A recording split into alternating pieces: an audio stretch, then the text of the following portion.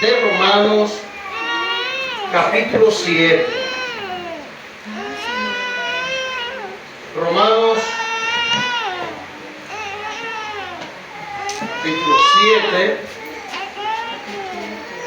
Vamos a leer desde los versículos 15 al 25. Desde los versículos 15 al 25.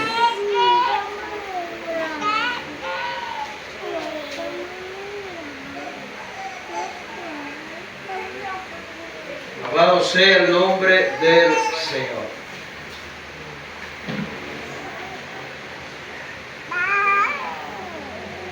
Pues vamos a dar lectura a este pasaje en el nombre del Señor. Dice así: porque lo que hago no lo entiendo, dice Pablo, pues no hago lo que quiero, sino lo que aborrezco, eso hago. Y si lo que no quiero, esto hago, apruebo que la ley es buena. De manera que ya no soy yo quien hace aquello, sino el pecado que mora en mí. Pero el no, me perdí. 18. Y yo sé que en mí, esto es en mi carne, no mora el bien, porque el querer el bien está en mí, pero el no el hacerlo. Versículo 19. Porque no hago el bien que quiero, sino el mal que no quiero, eso hago.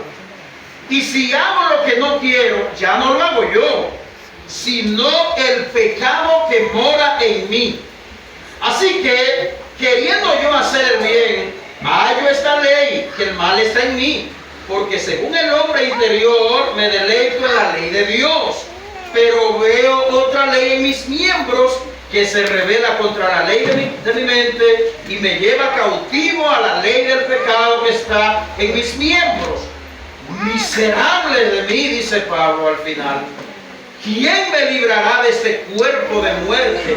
Gracias doy a Dios por Jesucristo, Señor nuestro. Así que yo mismo con la mente sirvo a la ley de Dios, mas con la carne a la ley del pecado. Muchísimas gracias, oh Dios, nuevamente. Queremos ser bendecidos en esta mañana a través de tu palabra, oh Señor. Como oraba nuestro hermano Nasi, Señor, mira mi iniquidad, debilidades, flaqueza. La gracia de Dios nos guíe durante y mientras estemos exponiendo su palabra.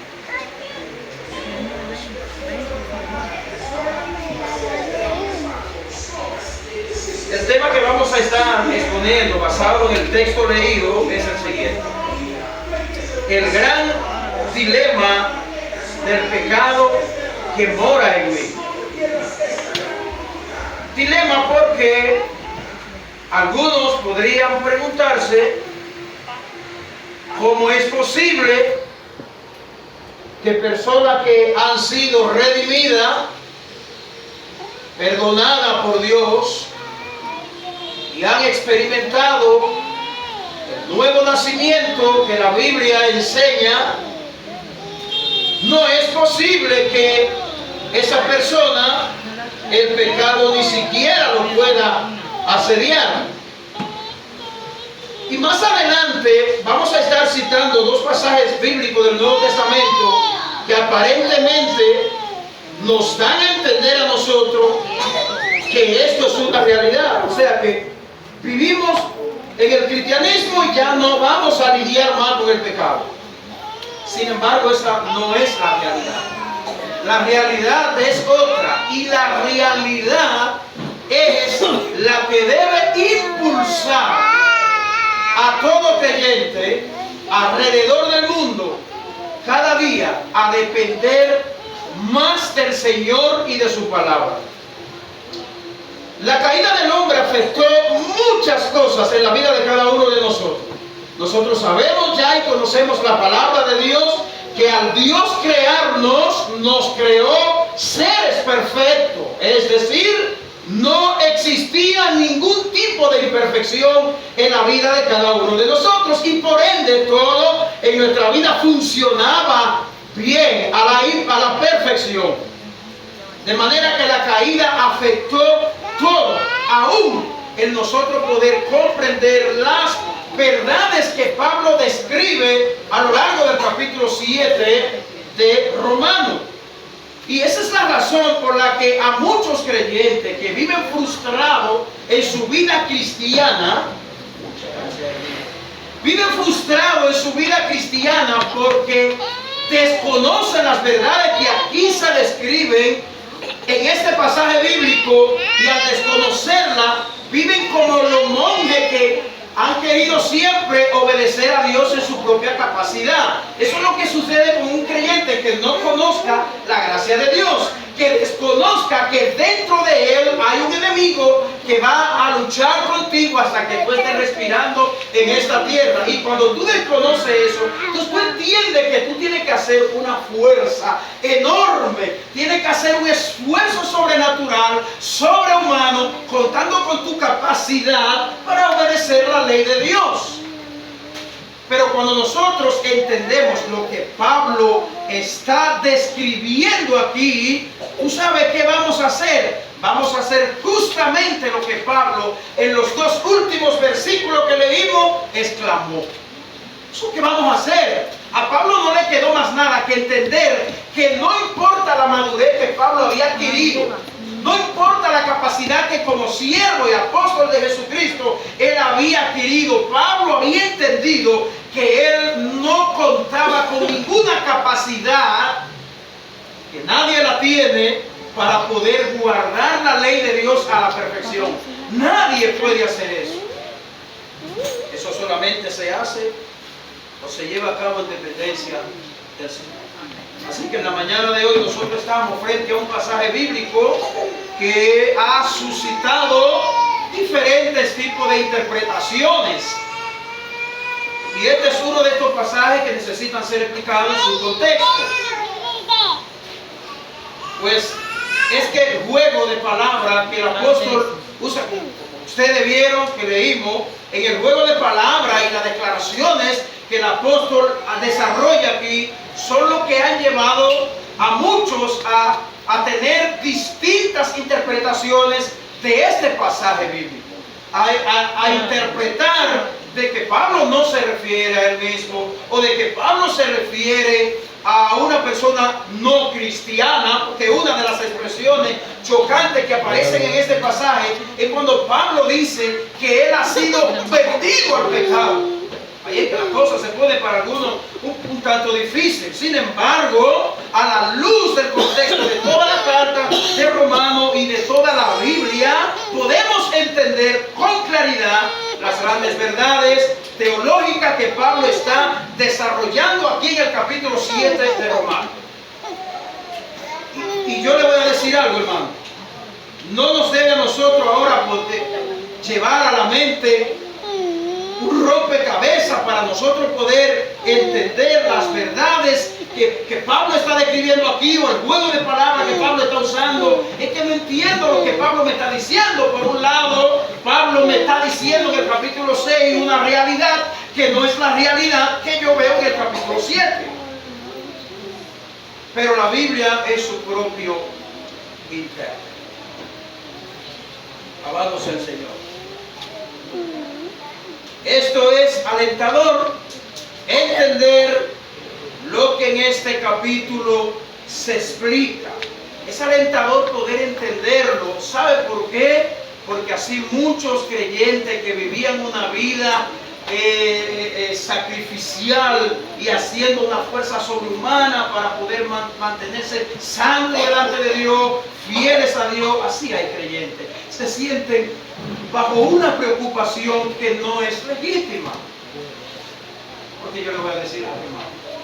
No hay un solo ser humano que coma con sal, que viva una vida perfecta en esta tierra. No lo existe. No lo hay. Solo Cristo, hecho hombre, pudo guardar la ley de Dios a la perfección. Y esa es la razón por la que nosotros acudimos a Él en arrepentimiento y fe. Y Dios, de parte de Dios, por medio de Cristo, nosotros tenemos la justificación que Él nos ha regalado. Somos declarados justos y santos delante de Él, pero por los méritos de nuestro Señor, porque Él fue el único que pudo guardar la ley de Dios perfectamente. Así que esta es la lucha que uno ve, la que Pablo está explicando aquí. Y le digo, hermano, que es una enorme bendición y alentador entender todo lo que Pablo está describiendo aquí. Poderoso es el Señor. Ya que para muchos cristianos, como ya les mencioné, es frustrante para la vida cristiana. Por lo que Pablo describe en este capítulo, desde los versículos 7, aunque no lo leímos, donde inicia Pablo hablando de la analogía del matrimonio para dar a entender una verdad acerca de la ley, desde los versículos 7 hasta el verso 25, hay dos importantísimas secciones que resultaría iluminador entender las distintas secciones que se encuentran en este capítulo. Es que desde los versículos 7 hasta el versículo 13, Pablo está describiendo la condición de un hombre que está haciendo una fuerza sobrehumana para guardar la ley de Dios. Pero a partir del versículo 14 hasta el verso 25, Pablo está describiendo otro tipo de persona. Se está describiendo a sí mismo como alguien que depende total y absolutamente de Dios para guardar la ley del Señor. Todo lo que la ley demanda de nosotros es imposible que tú y yo podamos guardarla. Podemos ayunar los 30 días del mes, podemos orar sin cesar, como dice la Biblia, pero vamos a luchar con nuestro pecado. Sí, hermano, créanlo que sí. En este pasaje vamos a ver tres cosas importantes. La primera es el gran dilema de vivir con dos naturalezas al mismo tiempo. Hay que vivir con esas dos naturalezas. Ahora bien, yo le quiero aclarar algo. Este pasaje no le da luz verde a nadie para que se deleite en el pecado. No, todo lo contrario. Este pasaje nos anima cada vez más a depender de Dios y seguir creciendo en la gracia de nuestro Señor y Salvador Jesucristo. Declaraciones como la que nosotros encontramos en el versículo 1 del capítulo 6 son las que dan lugar a ser chocante con lo que Pablo describe, va a describir entonces en el capítulo 7. Y escuchen lo que nos dice el versículo 1 del capítulo 6. ¿Qué pues diremos? Dice Pablo. ¿Permaneceremos en el pecado para que la gracia abunde? ¿Y cuál es la respuesta inspirada de Dios por Pablo? En ninguna manera, porque los que hemos muertos al pecado, ¿cómo viviremos aún en él? O sea, resulta chocante lo que Pablo viene describiendo en el capítulo 6 acerca de lo que yo le acabo de leer, a lo que entonces va a pasar a describir en el capítulo 7. En otras palabras, lo que Pablo está diciendo aquí es que nadie permanece en el pecado o que todos estamos exentos a luchar con él. Pero esa no es la realidad. Esa no es la realidad, porque tú y yo luchamos con dos naturalezas. Hay una redimida y hay otra que todavía no ha sido redimida. Poderoso es el Señor. Pero yo quiero que veamos muy brevemente dos pasajes bíblicos a los que me referí al principio, que también nos da la impresión que la Biblia está insistiendo a que sí, que tú puedes vivir sin luchar con el pecado.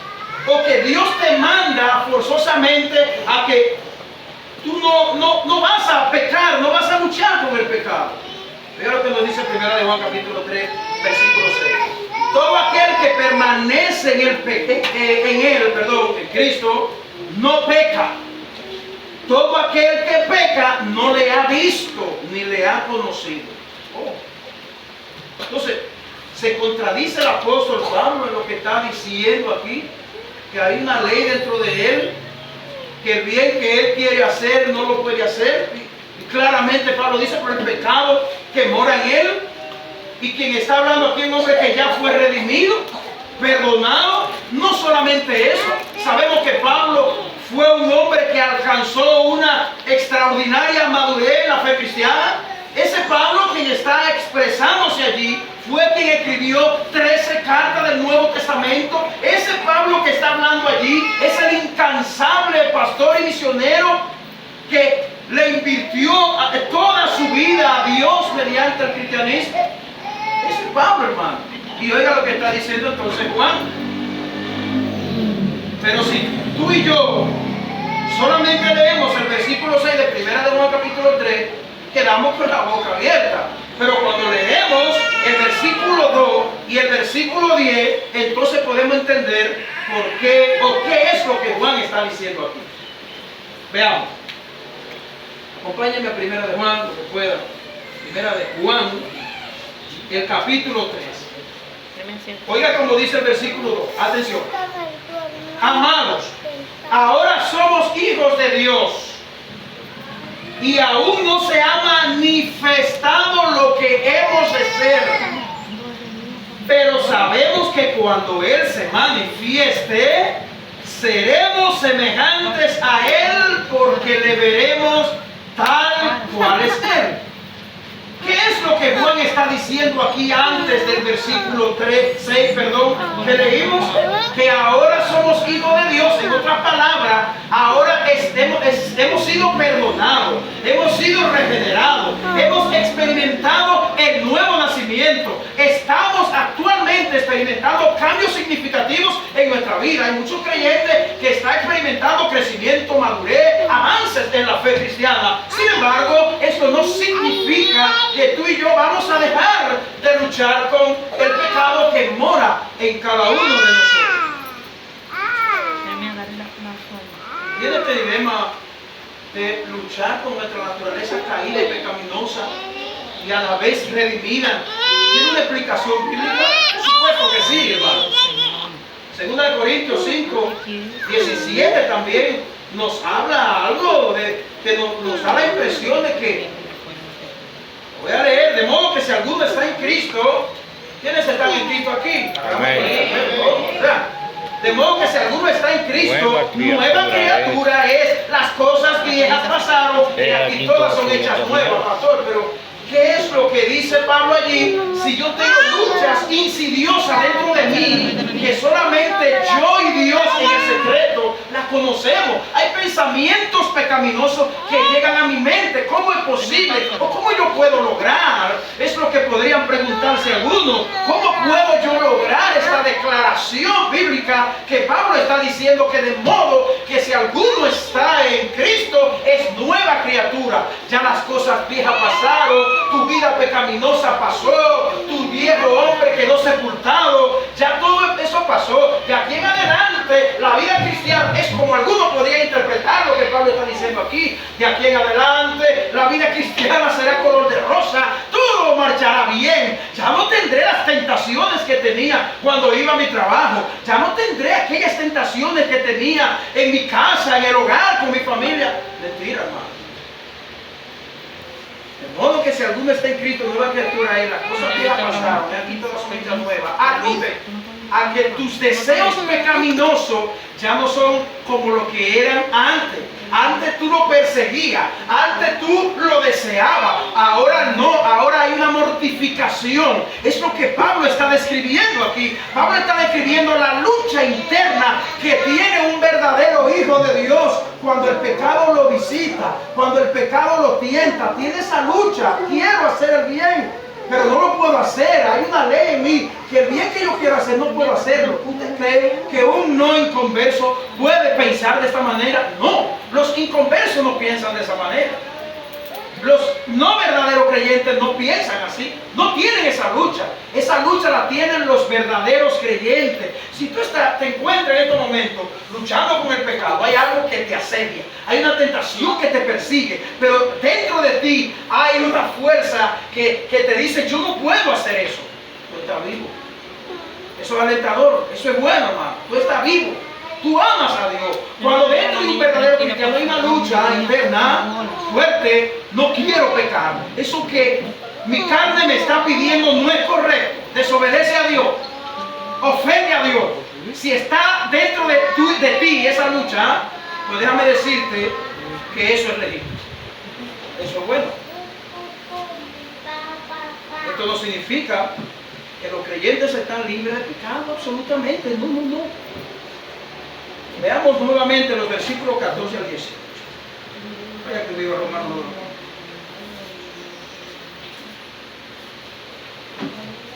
9. El dilema de vivir con dos naturalezas al mismo tiempo. Verso 18, escucha. Y yo sé que en mí,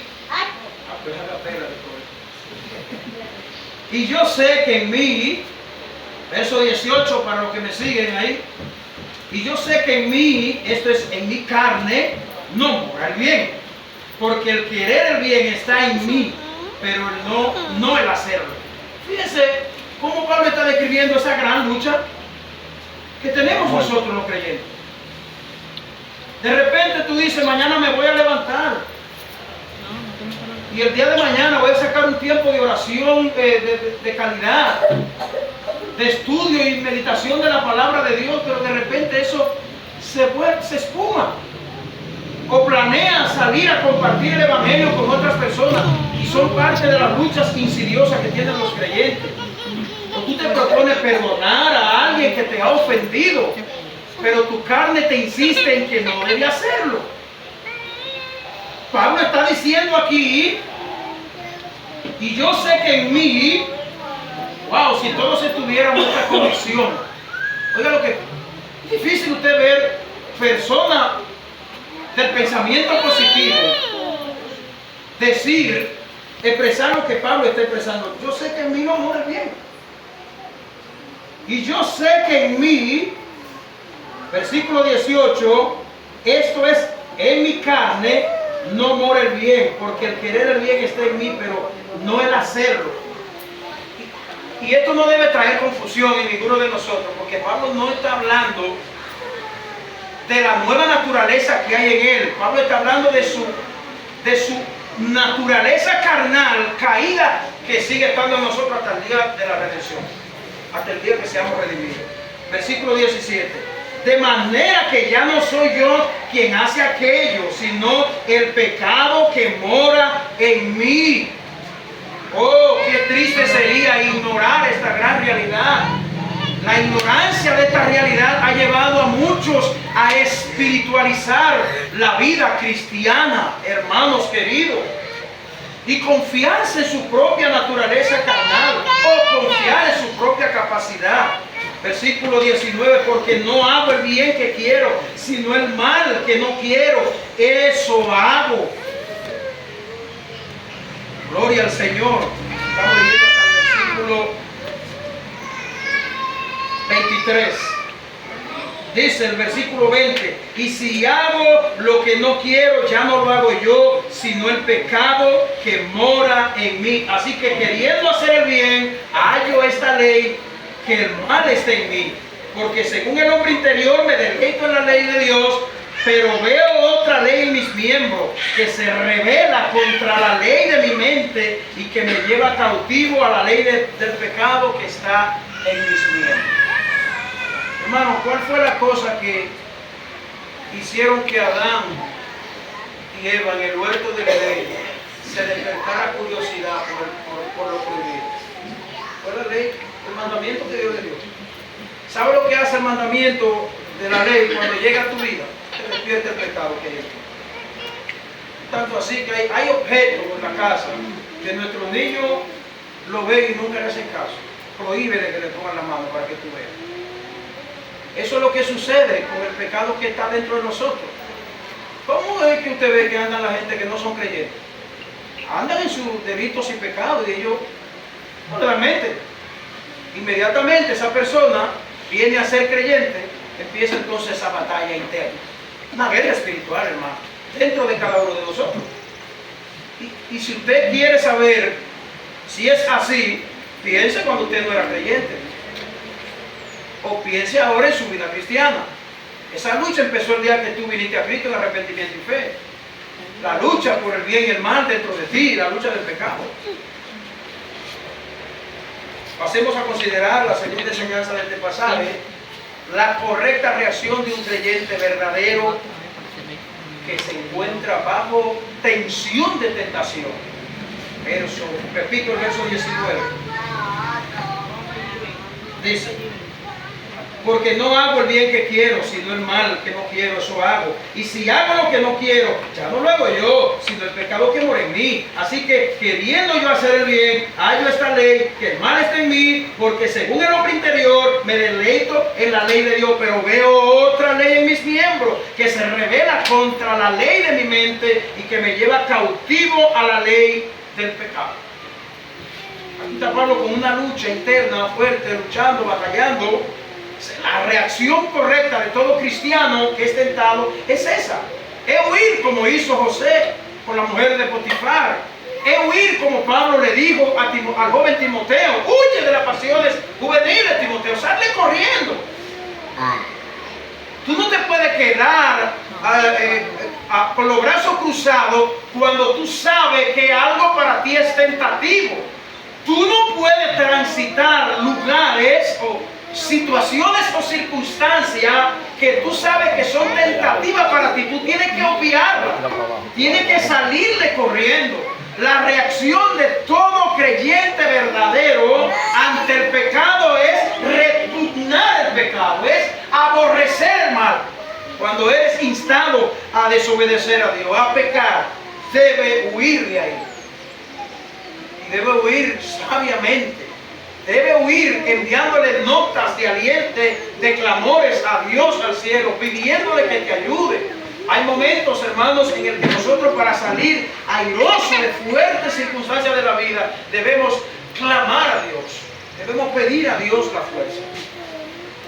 Debemos meditar profundamente en la palabra de Dios, continuamente. Los no creyentes y los creyentes no verdaderos en ningún momento mortifican el pecado, ni se sienten mortificados por el pecado o por la tentación. No hay forma. Y es lo que Pablo nos insta aquí a nosotros en este pasaje. Esta es una de la clara evidencia de que es un verdadero hijo de Dios.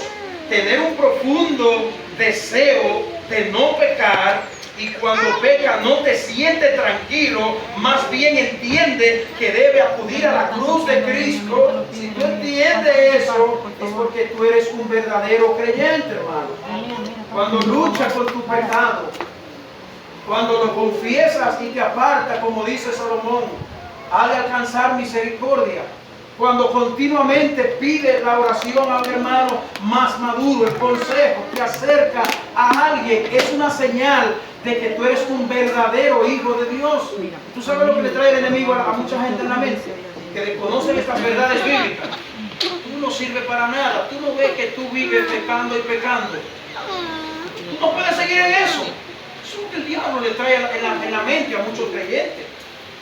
Pero no es así. Si tú luchas, tienes una lucha interna dentro de ti, es una señal de vida. Yo nunca he visto un cadáver en un ataúd reaccionando a cualquier ceremonia que se haga a su alrededor. He visto momentos en el que van a sepultar a una persona no cristiana. Yo no sé usted, pero yo he visto que le echan botellas de cerveza completa, de cadena, le echan de todo, lo levantan, no que hacer. Esa es la misma actitud que tiene una persona no creyente. Y uno que está en la fila del cristianismo, pero no es un verdadero creyente. No le importa su pecado. Ahora bien, quisiera decirte que esta, y no quiero desalentarte con esto, que esta será una lucha de toda la vida. No importa lo que haya crecido, hermano, en la fe. No importa lo que haya crecido y haya avanzado como hijo de Dios. Esta será una lucha que permanecerá por toda la vida. El día que te muera y te sepulten, ahí terminó esa lucha. cuando Cristo regrese en gloria, el día de la resurrección, terminaron esos pesares. La lucha con el pecado que mora en nosotros no termina sino hasta el glorioso retorno de nuestro Señor Jesucristo. Gloria a Dios por eso, hermano. Un creyente verdadero es sensible al pecado que mora en él por las siguientes razones que yo le voy a mencionar. Es decir, un creyente verdadero es sensible, y cuando hablamos de sensibilidad al pecado, nos referimos a que el pecado puede ser del color que sea, te puede atraer lo que sea, tú siempre lo vas a aborrecer. Y un verdadero cristiano repela el pecado es porque sabe que ese pecado contrista al Espíritu Santo. Voy a ir mencionando algunas citas bíblicas, no la voy a leer por cuestión de tiempo. Si alguien es rápido en anotar, la puede anotar. Pero un creyente verdadero sabe que al pecar contrista al Espíritu Santo de Dios. Efesios 4:30. Un verdadero creyente sabe que deshonra a Dios cuando peca. 1 Corintios 6, 19 y 20. Porque el pecado impide que sus oraciones sean escuchadas. 1 de Pedro 3:12. Un verdadero creyente sabe que el pecado hace que su vida carezca de poder espiritual. 1 de Corintios 9:27. Porque estanca el crecimiento espiritual. 1 de Corintios 3:19. Porque trae disciplina. O sea, tú eres sensible al pecado porque tú sabes que el pecado trae disciplina y azote de parte del Señor. Y eso es evidente cuando nosotros lo vemos en Hebreos capítulo 12, versículos 5 al 7, cuando habla acerca de la disciplina. ¿Por qué más, hermano? Y esta es una ocasión oportuna mencionarla, ya que en esta mañana vamos a disfrutar de la Santa Cena o Santa Comunión, como conocemos nosotros, uno de los sacramentos que practica la Iglesia, porque el pecado en ti y en mí impide tu participación apropiada en la Cena del Señor. 1 de Corintios 11, 28 y 29. Y porque incluso puede acarrear peligros y te puedes físicamente enfermar o morir. Así que un verdadero creyente aborrece el pecado, toda cosa. La vida victoriosa en la que debe descansar y debe confiar todo creyente. Último punto, verso 24 y verso 25. Oiga lo que dice Pablo. Miserable de mí. Pablo ha entendido, por más madurez que yo haya alcanzado, por más iglesia que yo haya levantado, por más gente que se haya convertido conmigo, yo no dejo de entender que hay un enemigo en mí que está conmigo ahí latente. Cuando usted menos se quiere dar cuenta, ese enemigo le salta a usted con algo. Óigame, Jesús sale de un ayuno de 40 días. ¿Y qué fue lo primero que Jesús enfrentó? Una tentación. Uno pudiera pensar, bueno, si vengo de un ayuno, vengo de un tiempo de consagración, claro está, cuando tú estás en comunión, es mucho más difícil tu pecado. Es evidente eso. No se puede negar. Pero eso no quita de que tu comunión constante con Dios impida que tu carne siempre esté latente, instándote, acechándote a que tú peques. Entonces Pablo dice, miserable de mí. Yo no puedo concluir con otra cosa. Miserable de mí. Pues la verdad, parafraseando, la verdad es que conozco de mi realidad. Lo único que puedo decir, soy un miserable hasta el día de la redención. Miserable de mí. ¿Quién me librará de este cuerpo de muerte? Sí, hermano, tú tienes un cuerpo de muerte que probablemente te sienta hoy joven, con una edad muy acoplada para hacer cosas con fuerza y con mucha energía, pero ese es un cuerpo de muerte. Y ese cuerpo de muerte implica que lleva el gen de Adán dentro de ti. Pero no podemos olvidar que tenemos el nuevo nacimiento dentro de cada uno de nosotros. Eso no nos deja a nosotros reconocer que Pablo y otros creyentes, y aún creyentes en este tiempo, han alcanzado madurez en el Señor, cambios significativos en su vida, de los cuales podemos aprender de ellos. De hecho, Pablo dice, síganme, imítenme a mí como yo imito a Cristo. Sean imitadores de mí. Y esto nos muestra de que Pablo había alcanzado en Dios grande madurez. Ahora bien, cuando tú miras tu vida y la pones frente a la ley de Dios, a la ley santa de Dios y a la pureza de Dios, que esto es lo que pasó con Isaías cuando vio la gloria de Dios, se vio inmundo. Esto es lo que Pablo está describiendo aquí en este pasaje. Bueno, yo frente a la ley de Dios, tan perfecta como dice el Salmo 19, que la ley de Dios es perfecta, que convierte el alma. Cuando nosotros vemos la santidad de Dios, cuando nosotros contemplamos la pureza de Dios, entonces nosotros decimos realmente miserable de Dios. No era que Pablo no era un hombre maduro, no era que Pablo no vivía en santidad. Sí, Pablo vivía en santidad. Pero cuando Pablo se comparó a guardarla, cuando Pablo se paró frente a la ley de Dios, él entendió que era imposible guardarla. Él pudo ver toda su impureza dentro de él. ¿Sabe qué? Mientras más santo, más te purifica, más te santifica, más te acerca a Dios en comunión, más puede ver con mejor nitidez tu propia maldad que está dentro de ti. Pero eso es así. Ahora Pablo pasa de escribir su agonizante preocupación de vivir en un cuerpo que está sujeto al pecado mientras viva temporalmente, y emite un gran famoso y gran elocuente clamor de gracia que se encuentran en los versículos 24 y en el versículo 25. Él se siente como si estuviese en un cuerpo de descomposición. Cuando Pablo gime y dice, ¿quién me librará de este cuerpo? Pablo está entendiendo que está dentro de un cuerpo, que él sabe que un día será libre de él. Él sabe que un día va a recibir un cuerpo glorificado, transformado, donde ya no va a luchar jamás con el pecado. Escuchen lo que dice el comentarista William MacDonald acerca del versículo 24. Comentando este pasaje, este comentarista dice lo siguiente: este cuerpo natural es la vieja naturaleza con toda su corrupción. En su miseria reconoce que es incapaz de liberarse de sí mismo, de esta ofensiva y repugnante esclavitud. ¿Tú estás pensando de esa manera, mi querido hermano, acerca del pecado que mora en ti? ¿Tú sabes que tú vives en un cuerpo corruptible?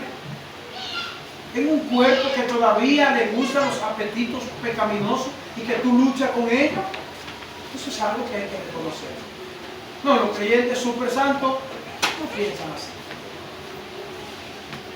Bendito sea. En el verso 25 se encuentra el descanso que debe manifestar y que tiene que tener todos ellos. Nuestra liberación completa viene de quién? Viene de nuestro Señor. Y por eso nosotros esperamos en Él. En el presente todo creyente verdadero se encuentra en una lucha constante por su pecado. Y es ahí, hermano, como Pablo también lo hizo, debemos también nosotros descansar. Y al unísono todos decir, después de ver estas verdades, gracias doy por Cristo. Así debemos decir tú y yo, hermano. Gracias por Cristo. ¿Sabes por qué? Repito algo que dije al principio. Porque el desconocer estas realidades y verdades, tú con el deseo de amar a Dios y con el deseo de servir a Dios, cuando tienes una flaqueza dentro de ti, tú te frustras a ti. Te preguntas, pero Dios mío, ¿qué es lo que pasa? Que estoy siendo tentado continuamente. ¿Qué pasa, Señor? Pablo dice, gracias a Dios por Cristo, nuestro Señor. En conclusión, tu batalla con el pecado, y esto es alentador, no será para siempre. una de las promesas extraordinarias que aguardamos nosotros los creyentes. No será para siempre. ¿Sabes qué?